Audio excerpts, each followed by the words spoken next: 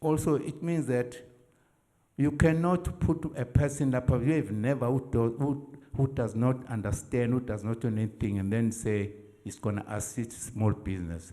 These are the issues, my sister, that are troubling us. We need answers from the government. I thank you. Thank you for your time. Thank you very much. We have noted those, and if there is anyone who would want to provide a response, there will be later. So we will move to the second hand. Thank you.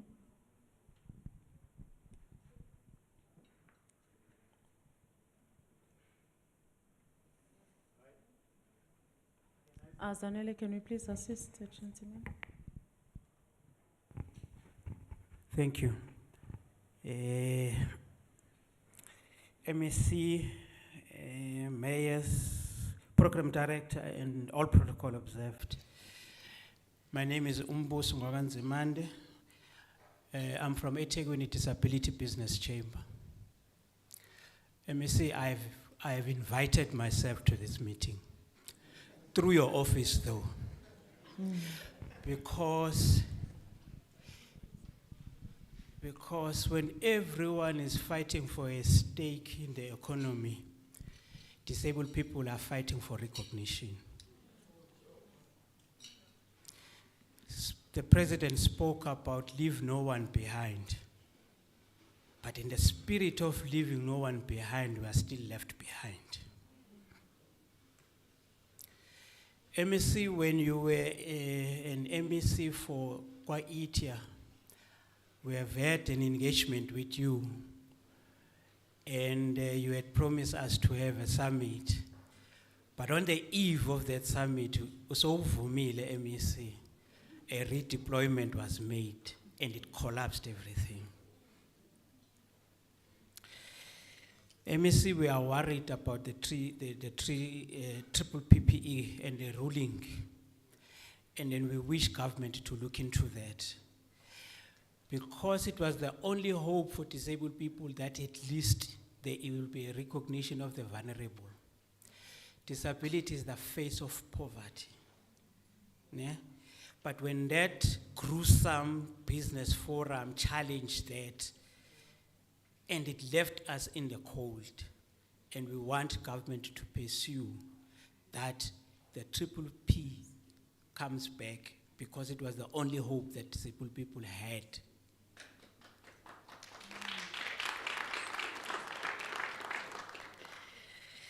The president spoke about removal of red tapes, and often Treasury is the one that is viewed and known to be the one that's got regulations that are not implementable, and they become a barrier themselves.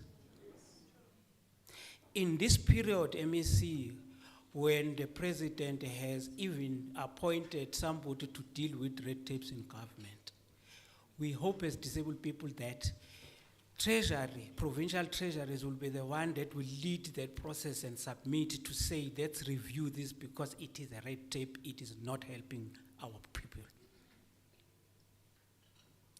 You spoke very well, MEC, when you spoke about implementation and non-implementation. We fully agree that the officials are not implementing, and we call for consequence management. Because we may have good policies if they are not implemented by officials. You are not an implementing, MEC. We singakuthethelela kuloko. Kodwa if there's no consequence management, MEC, on those that are not implementing, then we have an issue. We'll come back to you. Lastly, MEC, we find it very difficult to understand why leadership is not accessible. It takes 2 years to find an MEC, you still don't find them. Not only the MEC, even some senior officials. We are subjected to PAs who have now become an iron curtain between us and you. When we want an MEC to have a word with an MEC and then we are subjected to a PA, we are respecting them. But first we have to explain why do you want to have an ear with an MEC to a PA. Remember, she looks at things, or he looks at things at an administrative perspective. So, menga izwanga leyo ukuthi why ufuna ukubona uMEC ngeke uzumbona. and they become an iron curtain between us and you as leadership. Even some of you MSs, you must khuluma nanje mangasho manje, usithi I know speak to my PA. I can't speak to your PA, MSc. It's your PA, it's not mine. You know?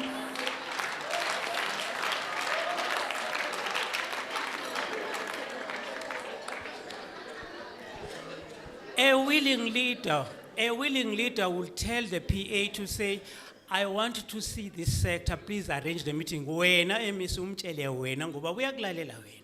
Manje mina ngifike ngizichaze ngusibani wakasibanibani ngicela ukuthi ungihlanganisele meeting no MEC mengayizwa leyo ngeke ngizokubona uzophela u2 years. In fact, kuze kuphela ama-term azabo u2 kukhona ama-stakeholders that we have never met. It pains us MEC. But ngikuthembile ngoba sidilile nawo kwa-8 year wasuswa ngisakuthembile namanje. I thank you.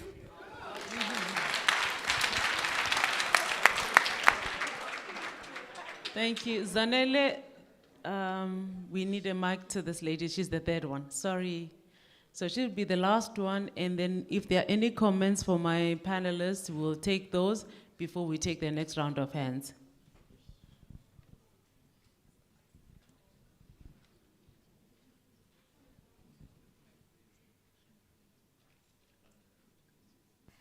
Greetings to MEC and mayors and all protocol observed. My name is Kosi Sitole. I'm coming from eThekwini municipality, working under our business support and markets unit. Thanks to MEC for inviting us, to share stories and best practices, when it comes to economic development. And, I'm sitting here and I'm listening to all the presentations, and one thing comes in my mind is that the biggest outcry is the meaningful participation in the economic landscape. And most of our SMMEs are suffering today because they feel that government is doing nothing in terms of the meaningful participation, taking into consideration the bottlenecks and so forth. And as government, one needs to look into our procurement spend. I think with Treasury, share the best stories in terms of the top 20 of the top guys that are procuring from. And that is the exact picture, the color and the size of the businesses. And hence, I'm saying that is the biggest outcry. People want to participate in that economy. They want to participate meaningfully in all the procurement of goods and services within our government departments. And the second part is the fact that MNC mentioned the issue of implementation.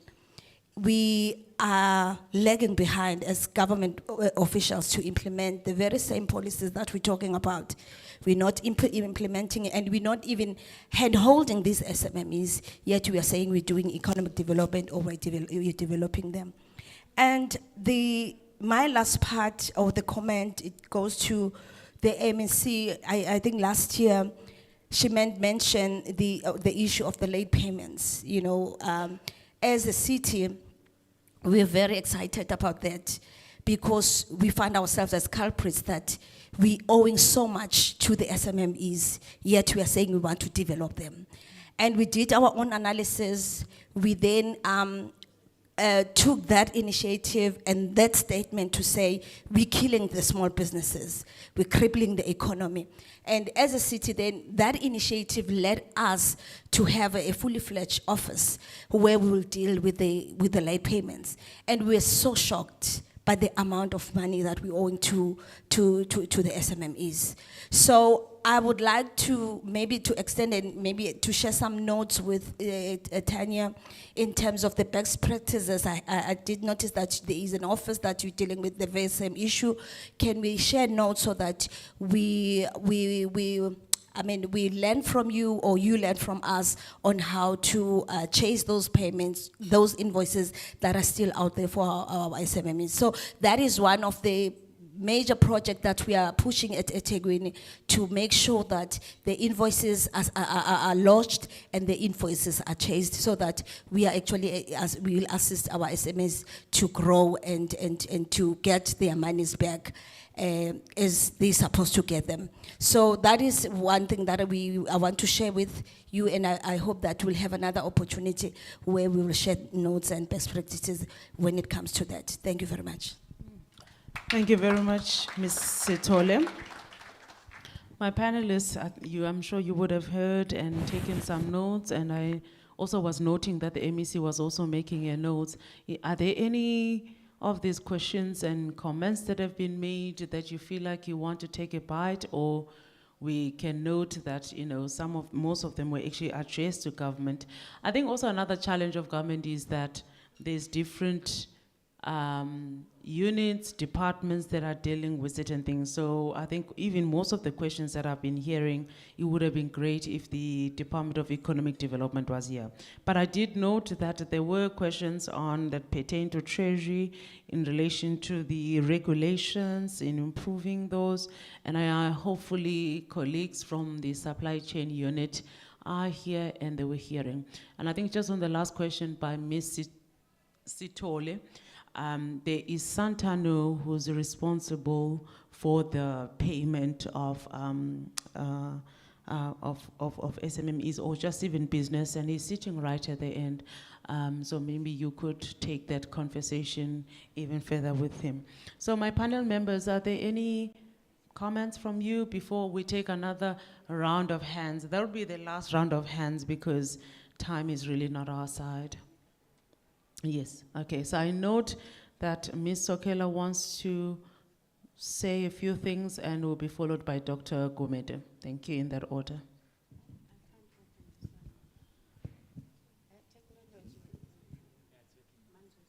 Hello? Yes. Oh, thank you. I just want to touch on some areas that my colleagues have raised, especially from NAFCOC as well. The issue around the access to finance. MEC, maybe I spoke about programs and projects and having platforms available where all these areas can be unpacked, because at this stage we're not even talking about banks, because after the pandemic, banks are becoming more and more stricter in terms of loans. However, I believe that there are those professional businesses in financial institutions, not necessarily banks, but who are able to create and put together a program to assist small SMMEs in terms of funding. But let me just refer to it as the professional umashonisa, our professional.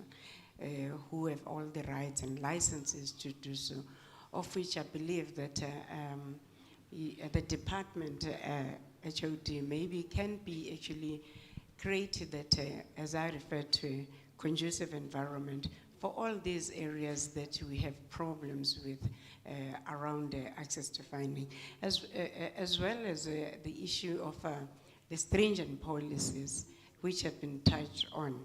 Because you will find that as a small business, as well as big business, when it comes to compliance, we all have to comply the same. Everything applies the same. There is nothing that is actually structured to actually focus on small businesses. When it comes to VAT, I have to pay 15% VAT. When it comes to tax regulation, I'm expected to comply the same. And these are areas where you find small businesses collapse. And there are a number of areas. I don't think I have to take too much of time. There's so much that has been actually discussed. I think through you, MEC, HOD, let's hope that this is not the end. This meeting is not the end. There can be some kind of a task teams or whatever the case may be that can be put together in order to ensure that we are able to achieve our goals this time around and not just have talk shows. Yeah. Thank you very much. a cry for ongoing discussion, partnerships, and I think, Ayla, you mentioned that there needs to be even timelines into some of the things that you would agree with government in terms of being actioned. Dr. Kumedu, your thoughts? Thanks. Thanks, colleagues, for the input.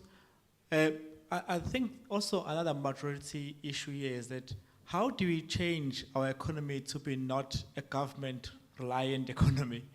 I think in the business fora that we have established, as I'm seeing in the house here, that we may need to think of that way as well, to move towards an understanding that if you're in business, it's not only to make profit and live, also how do you consciously assist in the growth as well of the economy. I'm looking at this as, in my mind, I was looking at the National Infrastructure Plan.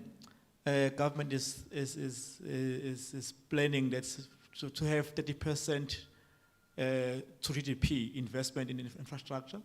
However, in the 30%, they're only saying that they want to invest 1/3 of it. So 2/3 must come from business. And I'm not here seeing how business is committing towards that or how possible that's happening. Instead of in the question about incentivizing business to do that, so that we allow that this economy to grow. I think mainly if we continue to have much more reliance on government, and I remember we have a large number of people relying on state grants. We need to change that as a collective. So in part of the forums that we engage in, the business forums, we must look into that how do we change narrative, how do we change a picture and try and develop our economy? And again, how do we make businesses to go invest in the rural communities? Majority of our economy in the province is rural. If you're investing in urban, in Durban, at Segwini Metro and in the cities, you are actually saying everyone must come and stay in the city, which is expensive, and then how much are you contributing towards more people staying in the teens? I'll put it in teens deliberately. But you don't need people staying in the teens because that's touching on their dignity. How do you ensure that it's happening where they are? So that the investment in rural roads is not to develop cities close to those rural roads. I'm thinking that if you invest in the rural road, Kamapumulo, you are developing Watugoza because people are traveling now, paying large amount of money, taxi fares, going to the next city. Whereas development is not going to where people are located. What incentives? I think business people must start asking those questions that look at yourself, what incentives you do to redistribute the growth and development towards achieving those areas, remote areas, because as there are human beings there, staying there, there's a potential for developing. Right. And we need to be conscious about this and be intentional about this in our plans of investment and where we're investing. Yeah. But in the next 30 years, 2050 from now, I'm not seeing that happening abracadabra. I'm not seeing that happening. That's investment, 20% investment, 2/3 of investment coming from private sector. If I'm not seeing those intentional plans and implementation also happening, while we know that government, sorry, Director, I'm closing now. While we know that there are inefficiencies in government, what are we doing in business to ensure that we teach government that we are not corrupt, we are efficient as well? I think that will meet us halfway here in trying to solve our problems that we have in KZN. Yeah. And no one from outside is going to help us. It's us in KZN who can help us here. Thank you, Director. Thank you very much. That's a comment from the good doctor. And I think we because of the challenges of time and noting what Ms. Sokela has suggested, that there's got to be ongoing communication between government and business. So in the next round of hands, maybe let's not try to unpack all of our challenges. Let it be just to maybe get something that has not necessarily been mentioned or seen so that it can be taken further on, because really time is not on our side. So I'm gonna take the next round of hands, and I ask that the speakers stick to just 2 minutes in just saying this is the challenge. So I'm gonna start this way. From that table, Mr. You'll be number 1, Zanele. Okay, from the lady, and then it'll be you gentlemen, this table, Zanele, and then thirdly, that lady. 4th, 5th, 6th, 7. Oh, and then 8, 9. I think you'll be the last one. Stay there with a Zulu headgear. All right, thank you very much. In that order, please.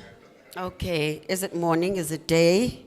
We're still in the morning. So good morning to the honorables in the table. I'm not going to mention each. Go back, Melesbe, short. And good morning to our panel. Good morning, everyone who's here. Hey, we've heard the budget. It looks beautiful.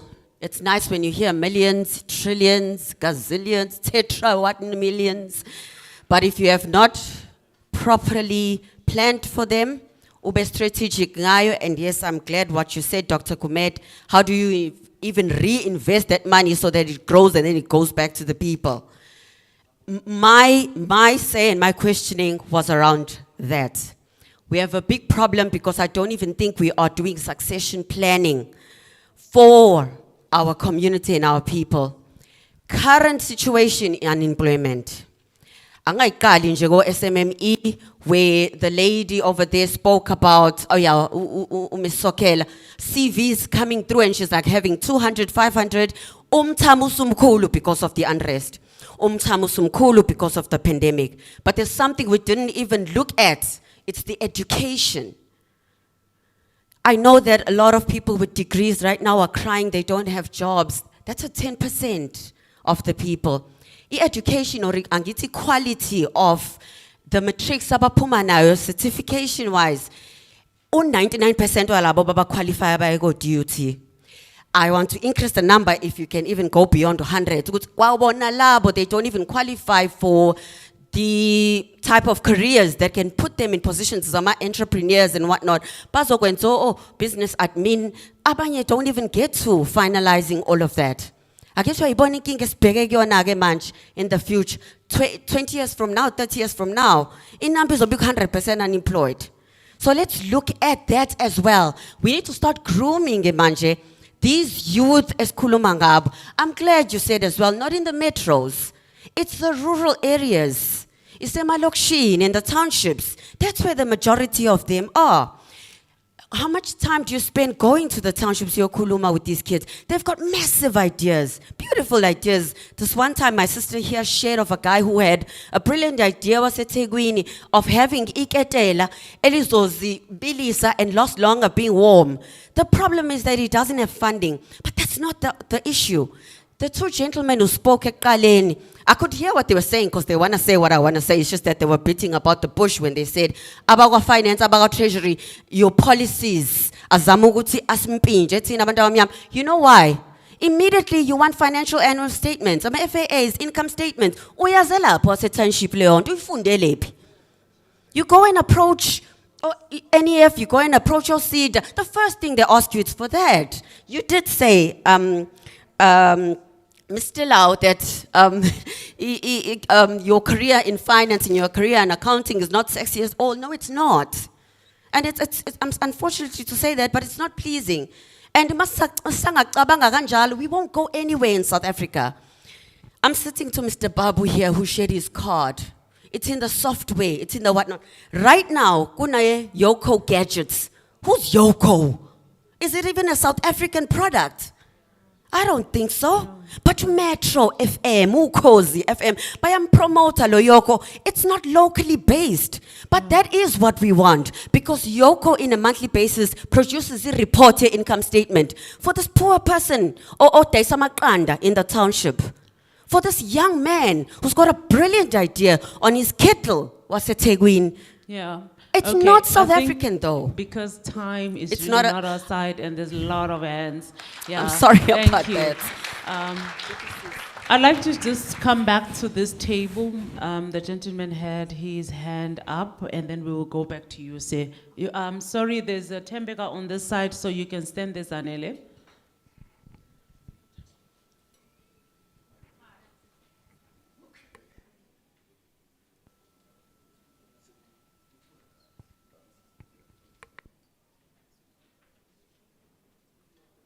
I think let's be encouraged to stick to the time and consider that I think there's a need for further engagement. So we do not have to necessarily bring all the background. So some of the things will be discussed further. Thank you. Good day, MSC, and all protocol observed. I don't want to be long. For me, it's just a request from the MSC because she has her colleagues, especially in the economic development. Can we please, as small SMMEs, especially the black people, a lot of people are talking about SMMEs collapsing. But the question is, why? Do they know what they are doing? So the request is about mentoring and training for them to survive.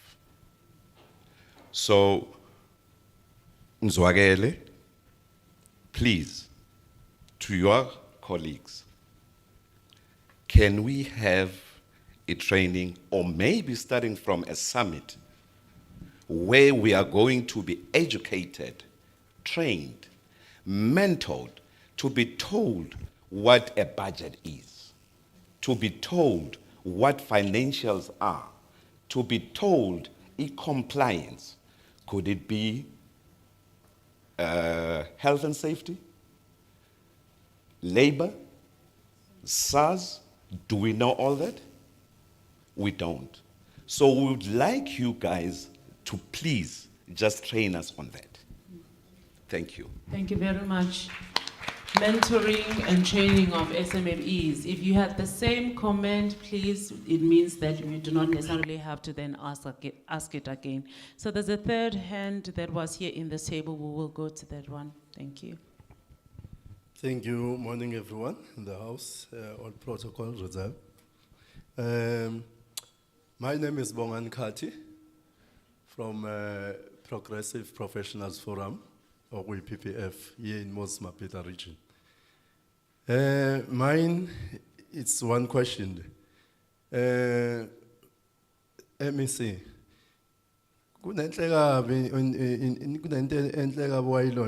think impela useka itia abayibiza nge-memorandum of agreement. Leyo nto ngendlela enhle ngayo yazi senzela kube lula in terms of ama-finance, whereby the bid documents, or rather the departments or the municipalities, besifuna all these financial capacities now. Then now you've got this memorandum whereby, in terms of this MOU,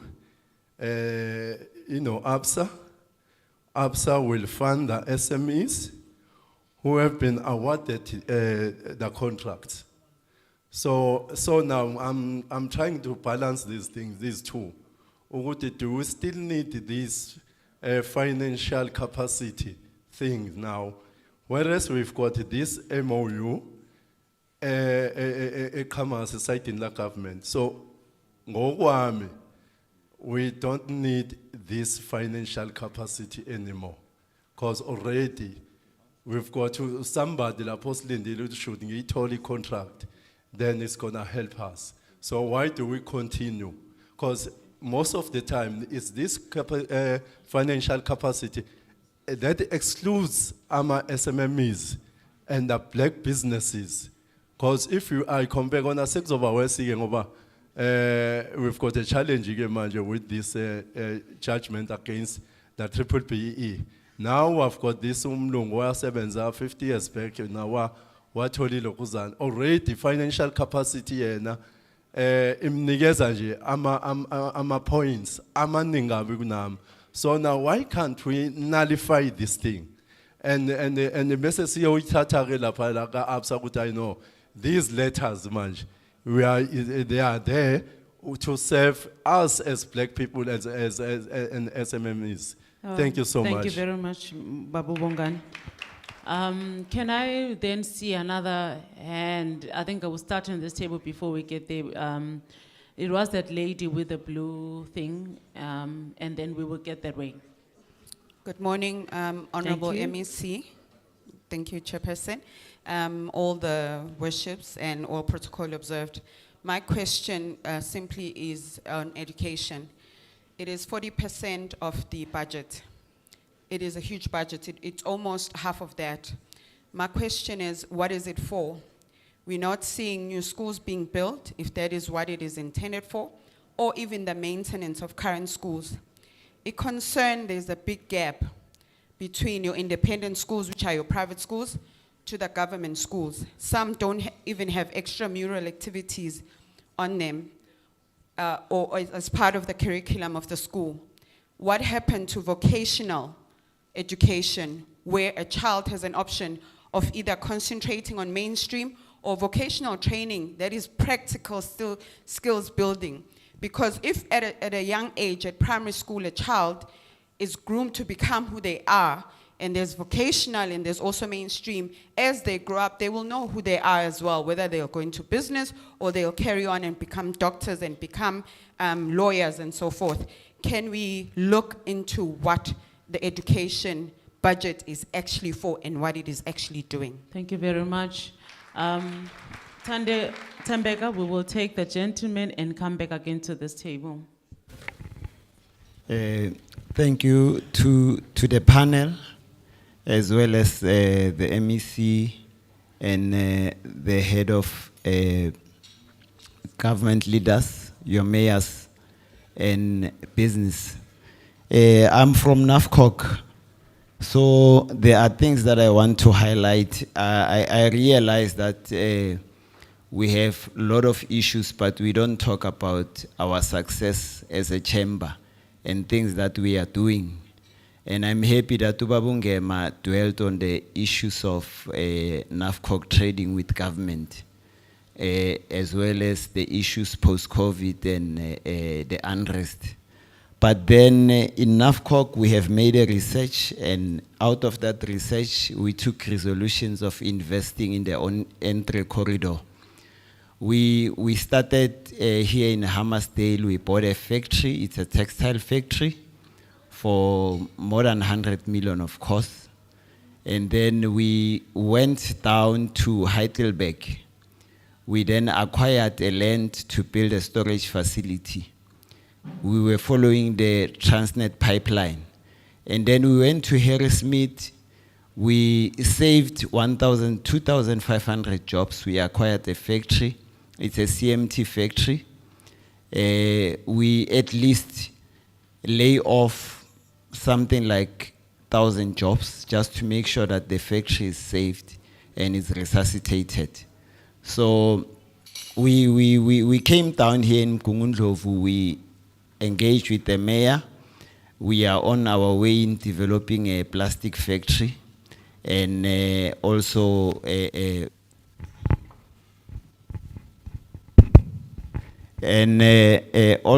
part of that, we're encouraging government to make sure that they unlock a revenue enhancement policy in all what we are doing. And all what I want to do now is to say to Mkungundlovu more especially, we are here to assist in making sure that the capital city obtain the status of a metro. There's a lot of work that needs to be done in that. But also we need to invest more than taking out of the metro and assisting them with also a revenue enhancement policy in making sure that they collect so that they sustain the municipalities. As NAFCOC, we have taken a decision that we are not only taking, we are putting money. And in putting money, we want partnerships with government. I'm happy that the MEC is here with the entourage, and I want us to agree with them that we want to make a presentation. We have apps that will assist the government in collecting revenue. Apart from the fact that we are putting money on all the programs that I'm talking about in the N3 corridor, which we call NAFCOC Investment Belt Corridor. Okay. So I think yeah. overall, the gist we are getting it, so that there is investment that you are making and you are requiring partnership and even further collaboration between government and yourself. Thank you. Okay, thank you very much. Time is really not on our side. So as I said, we are trying now to stick into very, very briefly into the point that you have. It's 11:45.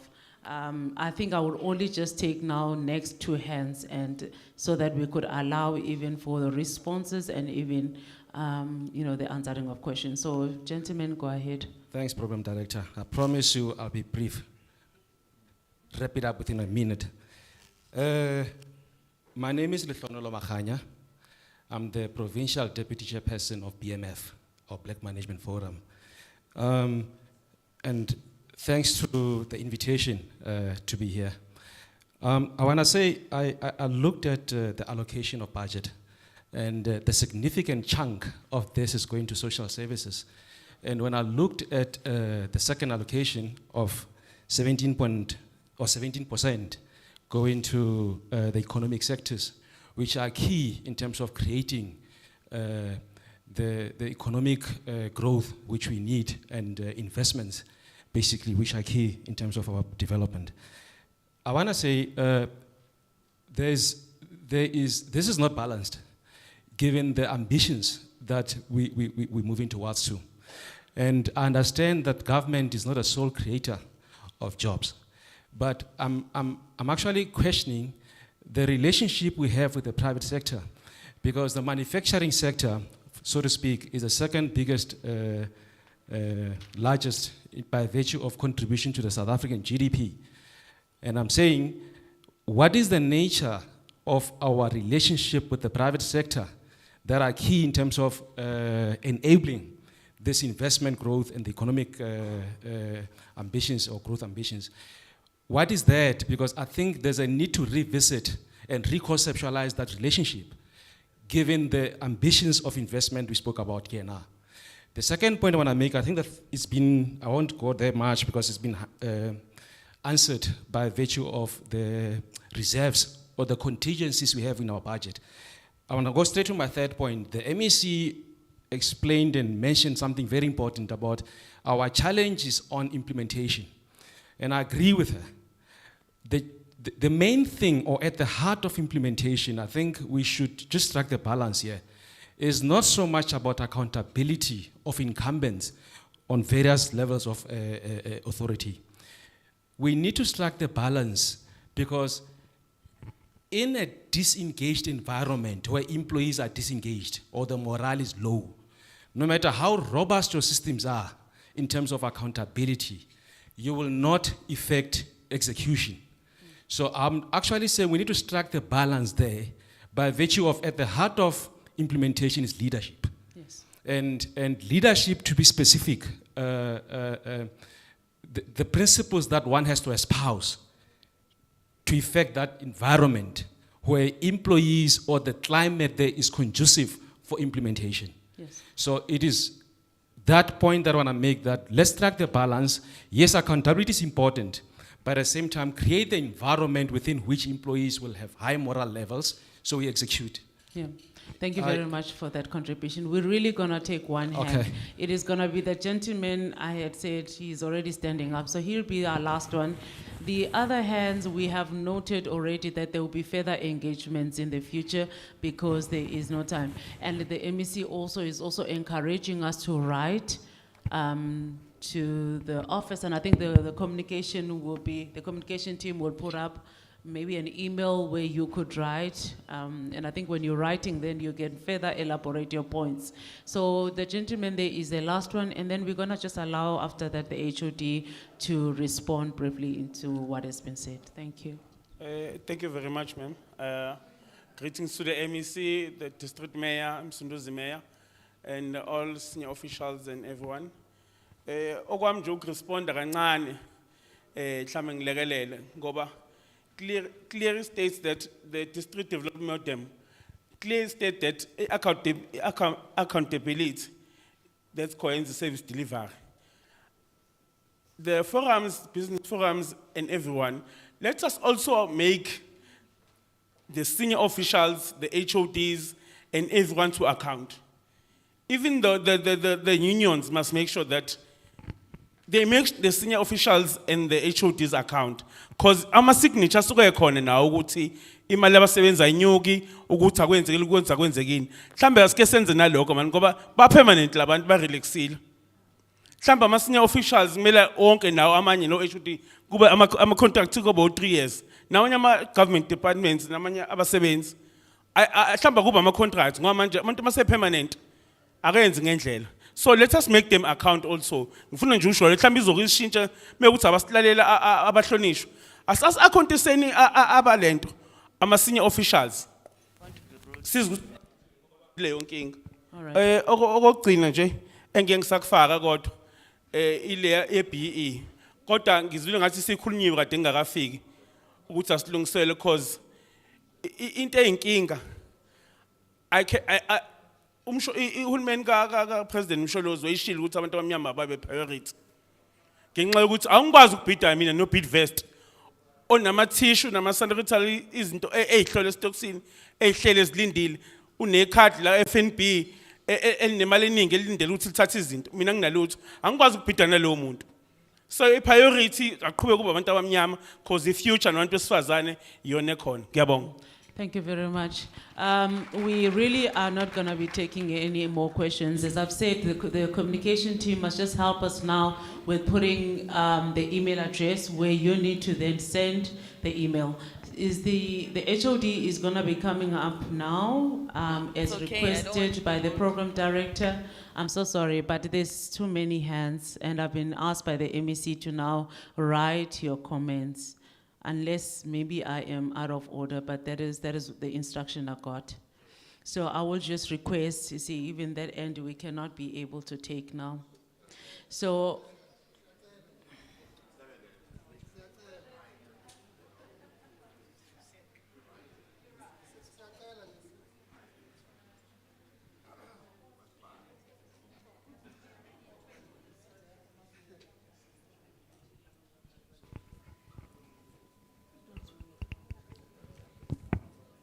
okay, I'm looking at the MEC for direction, that's why I'm confused. Because there's continuous hands being raised and we are already out with time. I do not know what is your direction, Madam? Thank you, Program Director. I think we will appreciate that colleagues that are raising hands, they can still raise those matters. There will be an email address as Obalala, and hopefully they can then send those matters to us. Because as you correctly said, Program Director, there's a lot, singakhuluma kuze kuse. But okubalulekile is ukuthi kube khona izixazululo, kube khona inqubekela phambili kulo msebenzi esiwenzayo.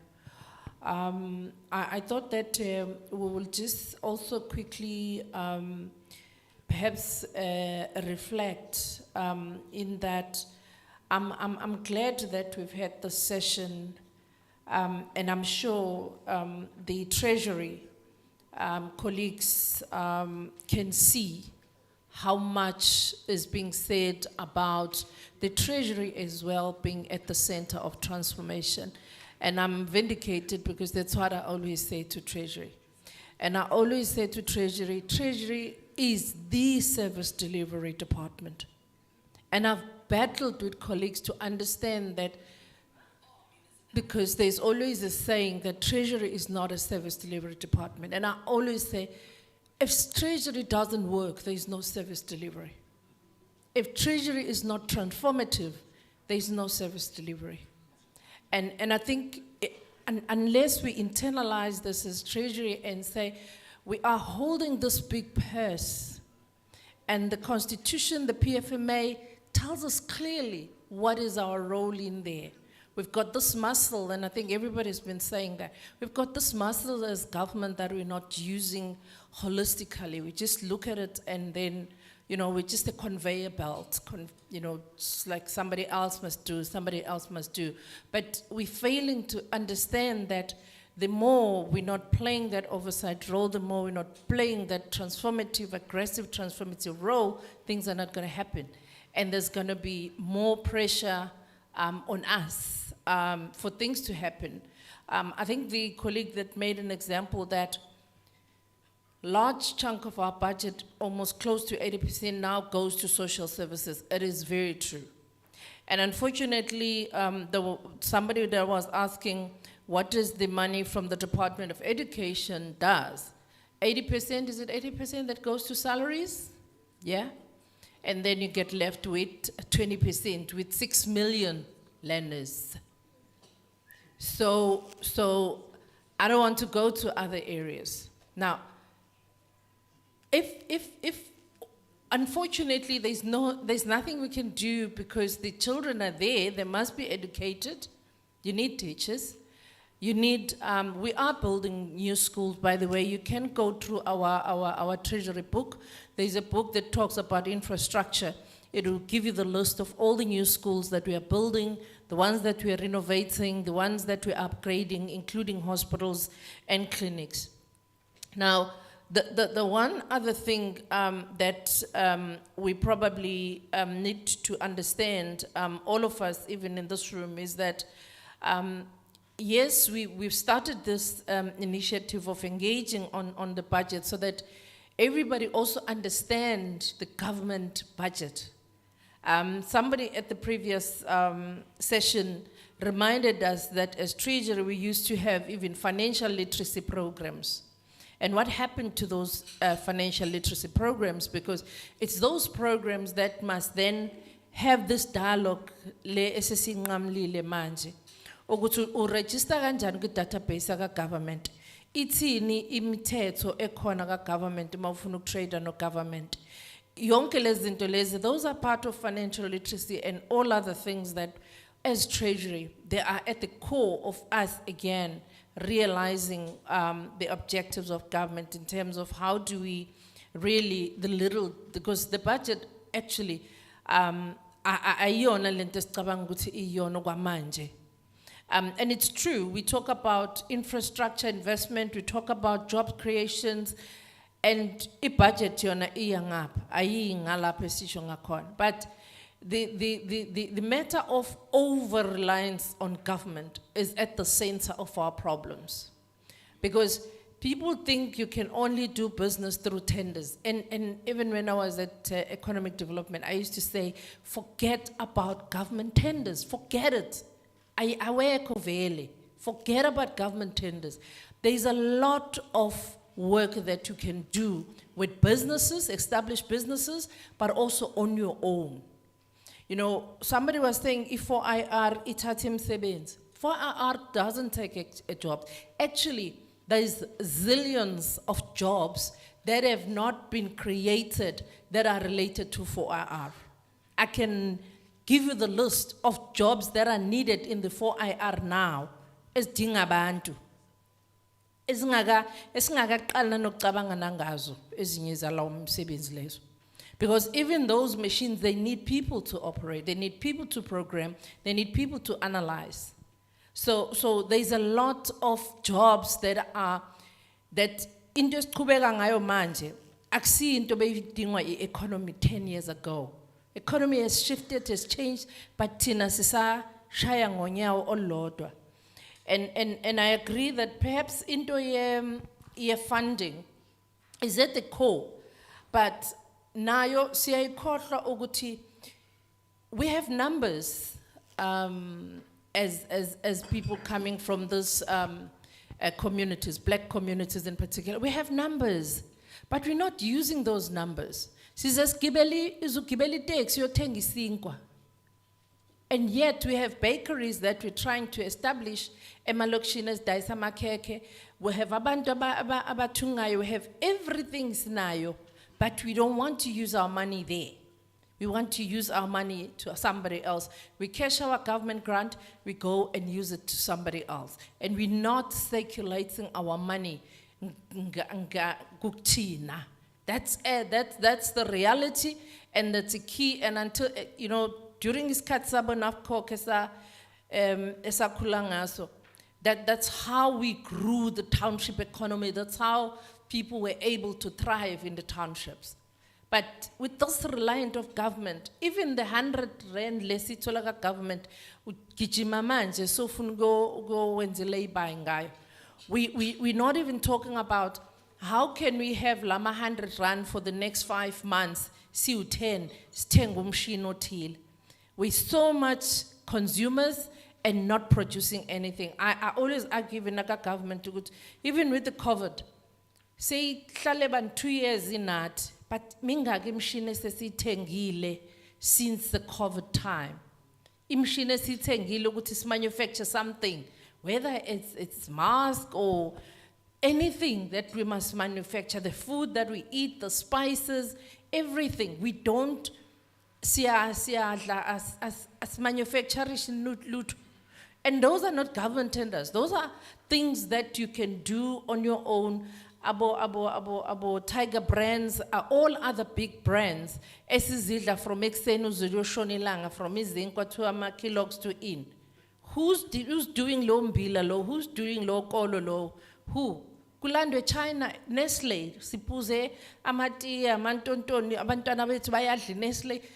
Those raw product, they get them from China because they can't get them here on us. Why? And then we complain to somebody as if somewhere.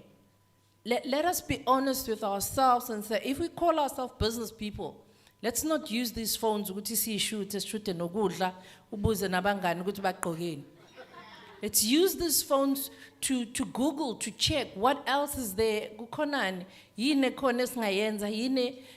People that are entrepreneurs, are we don't hustle. Slindela matenda. Ayikho le tender. Ibelile boni budget ayikho. It's not there. So I really, my call is that if we are to engage and seriously so, and say, okay, we need mentoring and coaching. We did talk to, I forgot the team of people who said they are wanting to partner with us in creating even the chambers, mentoring and coaching individuals who are willing, sibe ne database ukuthi nampa abantu abazinikelayo nabo sisisokhela lapho ukuthi uyazinikela uzathatha 2 people aba mentorisha aba coach, and all other people abangayimisela in business to take young people, to take small and medium enterprises, ukuba mentorate and coach them, so that all of us, our unity le ngikhuluma ngayo, and working together to grow our economy. But if we're still looking at those as pointing finger at government, yes, government akazukhokha. By the way, I was looking at these Abosida and all those other institutions. Unfortunately, when you're using government money or people's money, gee, you've got to account, eh? You have to account. Unfortunately, that's a reality that I don't want to lie to you. If you're using government money, AG and all lemqathango ngoba phela imali yabantu le esetshenziswayo, you would have to comply with. That's why besikhuluma ngabothala ukuthi how does ithala create ingasebenzi nayo njengabo FNB. Ibe ithala le kwakufanele ukuthi ibe yilo. How do we make sure that if we create our own wealth as people, we really work towards doing that instead of at the moment this over-reliant on government and over-reliant on somebody else. Now I always say we are on our own la.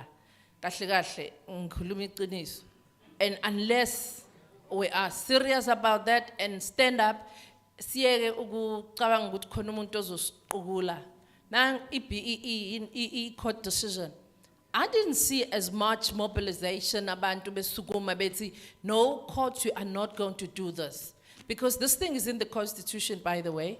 Constitution affirms, ukuthi abantu ababeshiwe ngemuva must be affirmed. It's in the Constitution, but it was the technicality that was raised there by those people. But where are we to stand up and say, no, you are not going to do this? Khuluma minister yedwa laphaya, phinde khuluma yedwa laphaya. Abaningi bese be, even government, by the way, is not complying. Government departments. I doubt if there's a single government department the last time I saw the report that is complying with the BEE, triple BEE. Government departments, kuyasiqalela kithi. So, singakhuluma kuze kuse program director yabo. Thank you very much, MEC. I am looking at the very main program director to come through and lead us. Where to from now? I think we are done as a panel discussion. Yes, thank you very much. Thank you very much.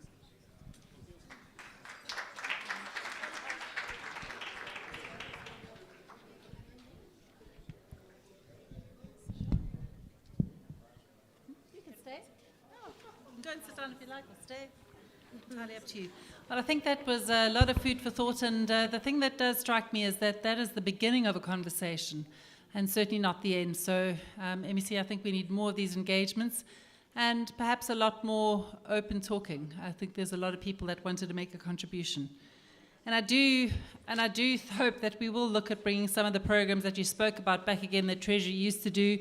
We ran a rural women's market with Treasury every single year. Cynthia will remember, she helped with that training. We did quite a lot in the financial literacy space. A lot of the training that has been asked for today are training sessions held by the Chamber. So it's just a matter of getting onto those training sessions. They're very reasonably priced training. So I'd encourage those people that want to be part of that to do that. Mine is just really housekeeping quickly before I invite the Mayor of Mzanduzi Municipality to come up and give some closing remarks. The important thing is breakfast has now become brunch. And you can find the various points. There's a point at the back of the room over there when we get to the end of it. There's one at the tea and coffee station. And the halal station is down the passage and to the right in the room just around the corner, just so that you know what is happening there. Our acting HODs, before the Mayor closes, our acting HOD is going to come and do a little bit of a summary. Are you?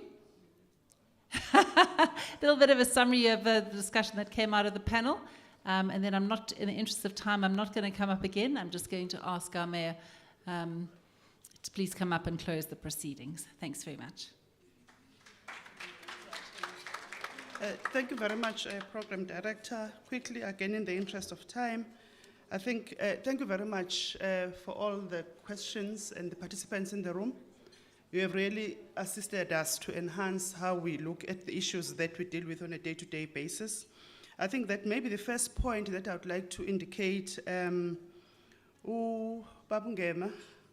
the issue of the assistance to liquor outlets after the July unrest. I've just confirmed with ETIA it is being assisted.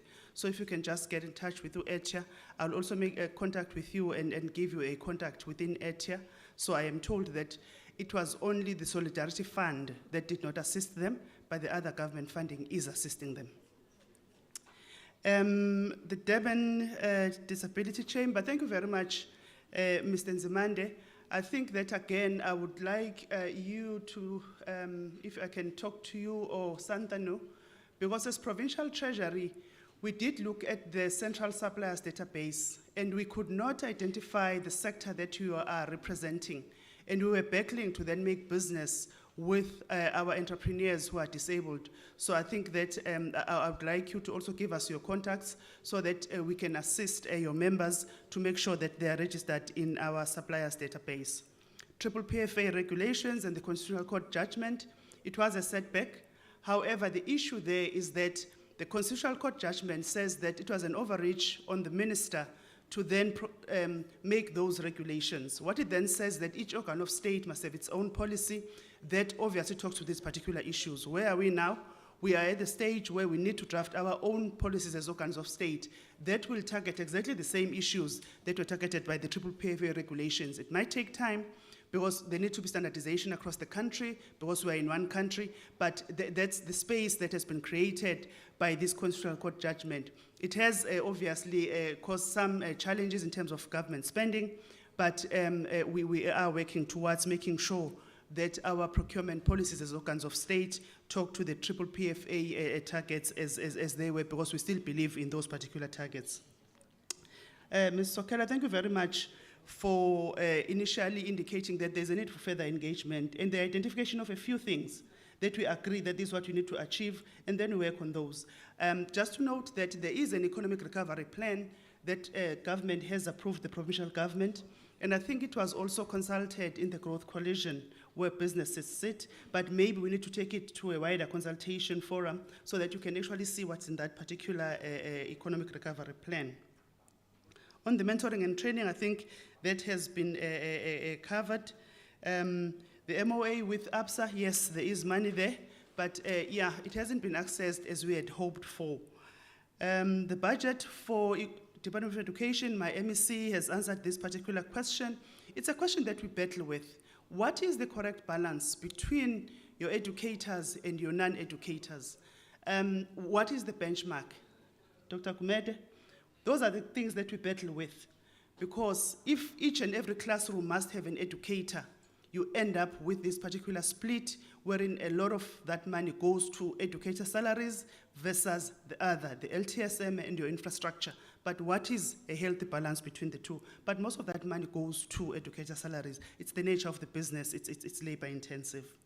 Thank you very much, the colleague from NAFCOC, and I think that those are some of the things that are encouraging from business, and we'll see how we actually partner and make sure that as you invest back, we are not part of the red tape that makes it impossible for you to invest back. And yes, in terms of BMF, the 17% that we're allocating to economic development sectors, again, that's another dichotomy that we have as government. We tend to be more skewed towards basic social services, which ends up seeing us funding more education and health and social development, but we need to play a critical role in economic development. But what is the healthy balance between the two? Again, it's forums like this that can engage government and say, how do we make sure, because some of the expenditure actually on the social sectors does end up in creating economic spin-offs, because there is quite a sizable chunk of money in education that goes to infrastructure, a sizable chunk of money in health that goes to infrastructure. So there is a portion that also goes to the development of the economy. It's not only the pure economic development departments that sit in that 17%. Staff morale, yeah, okay. Make senior officials on contract, let's try that and see. Because there are also challenges there in terms of your continuity and the loss of your infrastructure, of your institutional memory, and all sorts of other things. But yeah, quite breathtaking. Social, okay, my other point is, as government, maybe there's something that we are not doing right. Sometimes I get a sense that our communities, for whatever reason, they're angry with government. Maybe we've created that anger. If you look at how communities would go out and destroy social infrastructure that serves them, it says a lot. During the first hard lockdown, when schools had to reopen, we had to spend close to 500 million to fix schools that were vandalized during lockdown. That is money that could have been used for new infrastructure, but we had to go back, because our own communities who are served by that infrastructure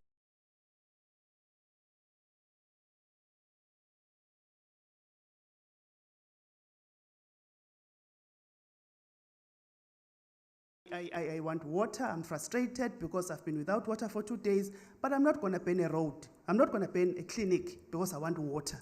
How do we get to a point where our communities also are thinking like that? Because we are spending a lot of money fixing things that we shouldn't be fixing. There's vandalism in schools, as I've indicated. We are more and more now also seeing a lot of money that we have to spend on securing, again, social facilities. And it's a waste of money as far as I'm concerned. If an ambulance gets called to go and pick up a patient, we must now think about escorting that ambulance, because that ambulance is going to be hijacked, the people are going to be killed, and all of those types of things. We're wasting government resources. How do we get our own communities to protect those types of things? Because instead of government hiring a security company to guard ambulances, government should be providing more ambulances, not a security company to guard an ambulance. Clinics, the same thing. We've got clinics where nurses are refusing to work at night because they are vulnerable. They get attacked. We don't need that as a society. So how do we get to a point where as a society we work together with government? It talks to our societal moral fiber, but as I'm saying, probably there is a reason why our communities are behaving the way that they are. The other point, because we're talking to business people here, we procure from the private sector as government. Are we being charged a fair price?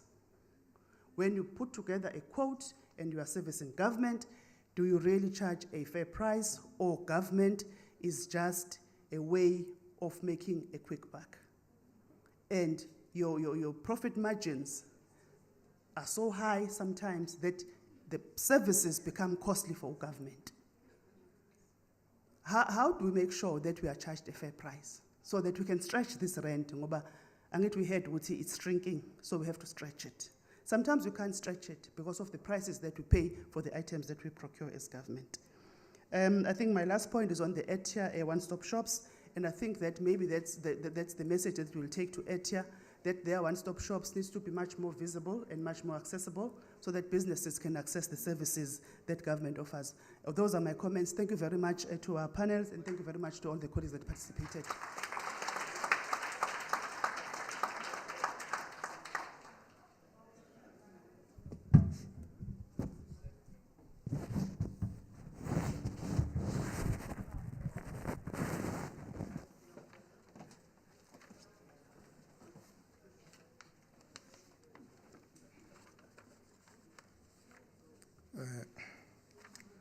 Thank you, Program Directors, Honorable MEC, His Worship, the Mayor of Mkungundlovu. Let me recognize business leaders, especially PMCB, all the former presidents, and NAFCOC. Of course, all protocol is observed. Program Director, maybe let me just respond to 2 questions and then make my closing remarks. The first one, we always make a call to everybody to come work with us as municipalities, because we understand that it cannot be the government and the government alone. And yes, we agree with what the President said, that the government's role is to make a conducive climate, but the private sector can create jobs. That is why we always call on everybody, organized and even those that are not organized, to come work with us. That includes business. In other words, our doors are always open to everybody, including NAFCOC, and everybody else who feels that they have a contribution to make. Siyaninvita ukuthi nisondele sisebenzeni ndawonye sonke. This one I'll just pass Kuyo MEC, because if we don't say anything about it, it might create an impression that the leadership is not accessible. The moment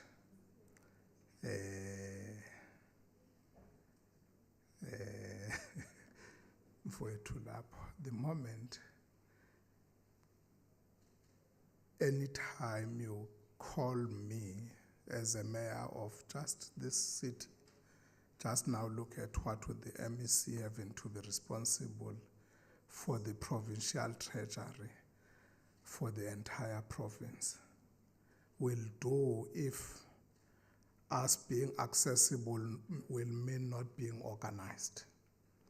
Because the moment I take calls and make my own personal appointments without my personal assistant, I can assure you, I can assure you, then it means no work will be done. No work will be done, because the moment we open up in that fashion, and rest assured, when I got appointed in 2019, Mel will know, that was the approach that I tried to use. Because I always read in papers, heard people complaining about this leadership that is not accessible, that takes ages for them to meet with people and resolve their challenges. And I said, here I am, made my number available, and everybody can call me at any given time. And hey, let me see, I regret that. I regret that because, like Umel is saying, I'm unable to focus on giving a strategic direction to the municipality. Instead, I must respond to the neighbors' chickens eating the neighbors' spinach. Those are the issues that we must deal with on a daily basis. Of course, the leadership must be a leadership of the people and must be accessible to the people, but in a very well-organized manner. Today's program was informed by the fact that there is a need for a broad discussion with various stakeholders and experts in order to create an understanding and seek input where necessary from those. And I believe, MEC, that the engagements we have had here today will be assisting the government to respond to the immediate needs of our people.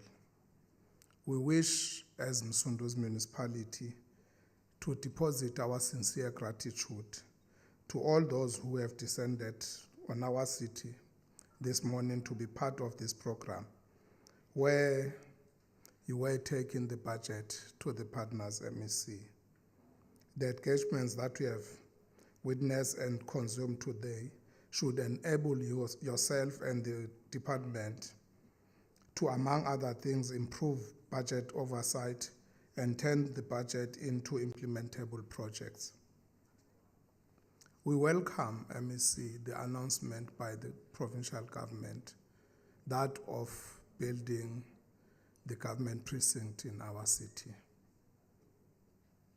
I will remind business here, especially those in our city, but the business in our province, that it is us, together with business, who made sure that this city becomes the capital city of our province. It was a collaboration between the people of our province and, of course, the government in 2004 that assisted us in getting this. And we believe our people will start to reap the benefits of that decision. And I'm raising this, MEC, because I have heard that you are running a risk of being taken to court for spending the public money towards that. I believe it is, again, up to all of us working together to deal with that. But let me just take this opportunity, MEC, to say we note what you raised about us as the municipality being ready for this bigger challenge. This afternoon, we are tabling a draft budget to this municipality.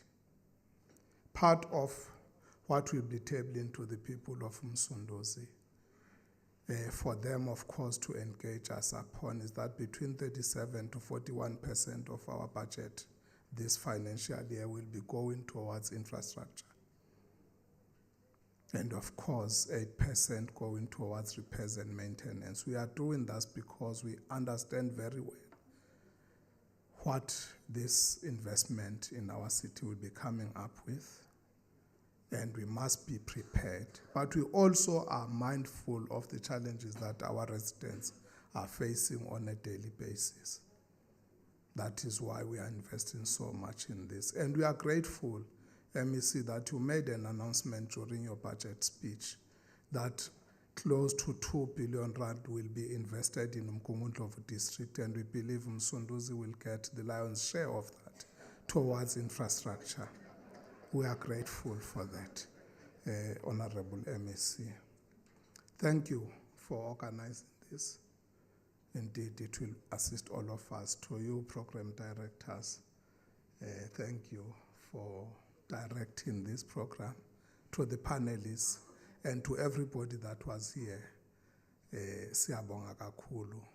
Siyakholwa ukuthi the commitment that the government has made of continuous engagements will be realized for the benefit of the people of our province. Of course, for us here as the city of choice, Sithole okuningi, it will assist us in developing our vision.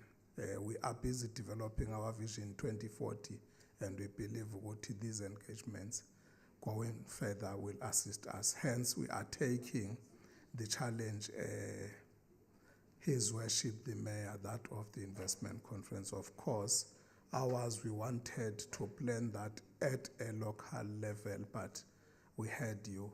We will have to relook at our plans for the entire district. Thank you very much. Siyabonga.